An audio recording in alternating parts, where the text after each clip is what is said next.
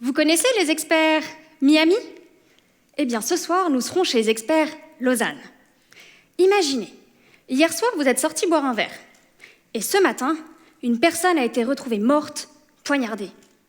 Sur le manche du couteau, c'est votre ADN qu'on a retrouvé. Alors dites-moi, est-ce que ça veut dire que vous l'avez agressé? Pour les experts Miami, oui. Pour les experts Lausanne, pas forcément. La question pertinente est de déterminer comment votre ADN est arrivé sur le manche du couteau, par quelles activités. Et donc là, on a deux propositions, deux hypothèses. Soit c'est vous qui avez agressé la victime, soit c'est quelqu'un d'autre. Et vous lui avez, par exemple, serré la main au cours de la soirée. Quand vous serrez la main à une personne, vos cellules peuvent se transférer sur la main de cette personne. Et ensuite, si cette personne utilise le couteau, vos cellules peuvent se retrouver sur le manche du couteau. Mon rôle en tant qu'experte est de déterminer si la trace ADN retrouvée sur l'arme du crime est plus probable sous l'hypothèse « vous avez agressé la victime » par rapport à l'hypothèse « vous avez serré la main de l'agresseur ». Mais comment faire? C'est là que ma thèse s'avère utile. Beaucoup d'experts ne savent pas comment faire parce qu'il y a énormément de facteurs qui interviennent pour que l'ADN se transfère et reste sur le manche du couteau. Pour n'en citer que deux, il y a par exemple l'environnement, si l'agression a lieu dans la rue ou dans la maison. Il y a aussi la quantité d'ADN que vous avez sur vos mains.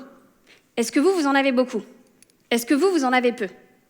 Mais même s'il y a beaucoup de facteurs, ils ne sont pas tous importants. Par exemple, que l'agression ait lieu dans la rue ou dans la maison, si la police est intervenue rapidement, cela ne change pas le résultat de mon expertise. Donc, dans ma thèse, j'ai créé un modèle qui permet tout d'abord de déterminer les facteurs importants. Et une fois identifiés, je peux reproduire l'agression, en tenant compte sur tous ces facteurs-là. Pour reproduire l'agression sous l'hypothèse « vous avez agressé la victime », vous allez poignarder un carton. Oui, pas mon directeur de thèse, mais il a participé aux expériences. Pour l'autre hypothèse, vous allez serrer la main d'une personne qui va ensuite poignarder le carton. Et à chaque fois, je regarde la quantité d'ADN qu'il y a sur le manche du couteau et je rentre cette donnée dans mon modèle.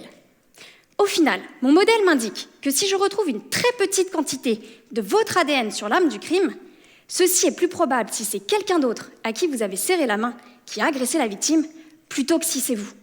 Donc, si un jour vous êtes vraiment suspect dans une affaire, je ne vous le souhaite pas, vous serez content que les experts utilisent mon modèle, vu que mes recherches visent à éviter les erreurs judiciaires, c'est-à-dire que vous soyez déclaré coupable d'un crime que vous n'avez pas commis, que ce soit à Lausanne ou à Miami.